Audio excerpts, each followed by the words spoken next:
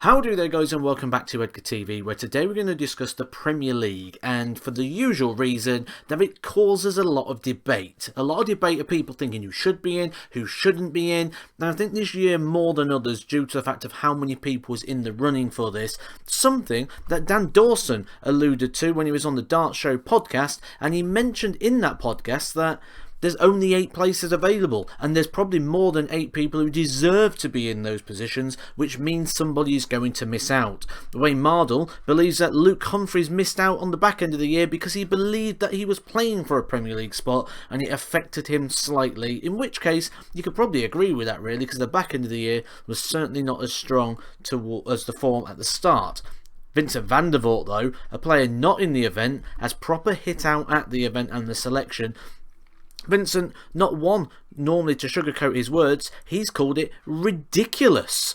And he talks about Danny Noppert winning the UK Open, the World Match Play semi-final, which is what Matt Porter said. You need those sort of consistent appearances at that level, and that is what Danny Noppert has put. So he also says that Chris Dobie is 21st in the rankings compared to the much higher position of Danny Noppert, and he says, I look at it as a sportsman, but the PDC seems to look at it as an entertainment association, and they show their worst side.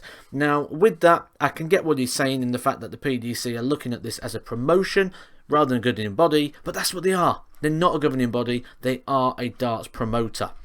He does go on further to say about that the PDC would have liked to have seen Gabriel Clemens in because of the TV market. He says, but that would be a step too far even for the PDC.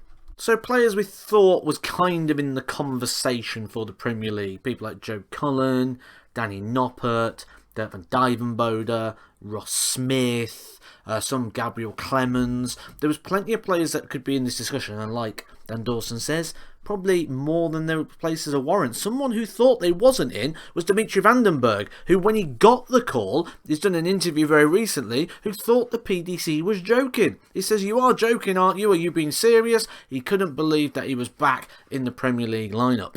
Position I think a few people thought they was going to get instead of. Now the thing about this season is there are so many people we can make a case for, and I think moving forward this is going to be a problem as well, and I do see the Premier League going back to a larger format. Joe Cullen tweeted that he's gutted with his admission from the Premier League. He doesn't feel like it's justified at all. In fact, it's a kick in the balls, but certainly not the only player who feels wrongly done by, and he felt he should have had another chance being so close to getting that title. Now personally, Joe Cullen was a surprise entry last year to the Premier League. He did very well to get through to the final. However, I don't know if he did enough throughout the year to warrant going back into that place again, because he was a surprise entry. Like say Leicester City go and win the title at 5,000 to 1.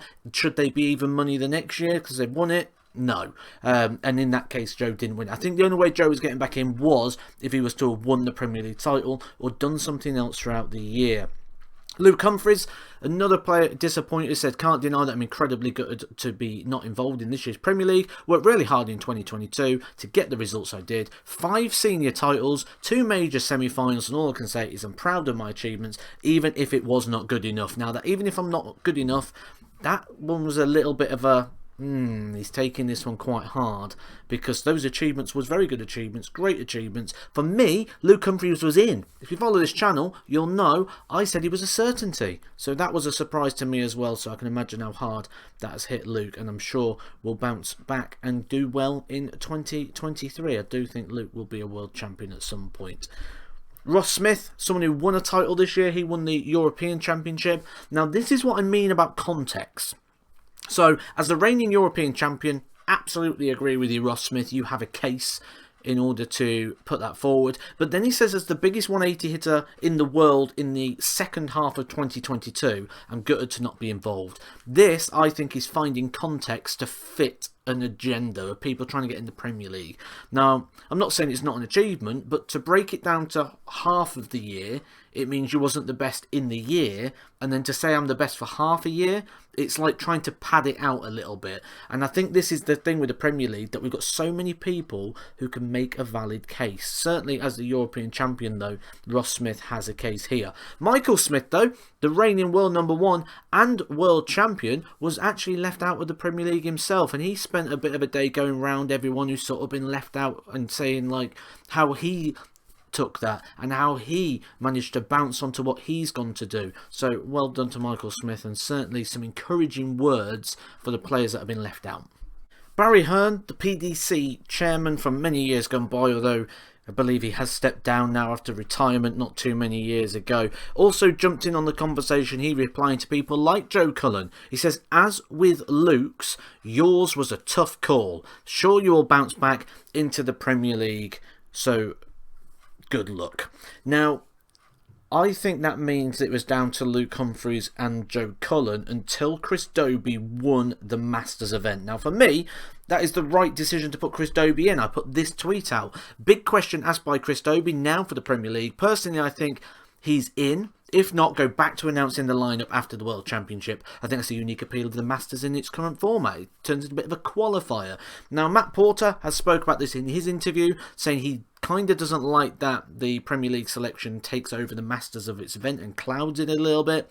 But by moving the announcement from the World Championship to include the Masters as the part of the qualifying criteria for the Premier League, if you get a surprise winner, they have to go in, because they are the most relevant and most recent champion, the most informed champion.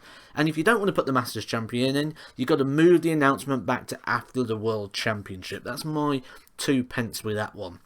What do you guys think? Is the Premier League lineup right for you? Let me know down in the comment section below what you would change, if you would change anything, or are you just looking forward to seeing the 8 players? The 8 will be starting night 1 in Belfast just tomorrow night. I will be going live before the event and before every single Premier League, so we'll be looking over the form and trying to help you out with a few selections. Dimitri Vandenberg takes on Johnny Clayton. Michael Smith versus Michael van Gerwen in a repeat of the World Championship final on day 1. Chris Dobey kicks off his Premier League debut campaign. He has played as a contender before. He'll take on Peter Wright. Nathan Aspinall takes on Gerwin Price. It should be a fantastic night. Don't forget to come back to Edgar TV, guys, where we'll catch you live.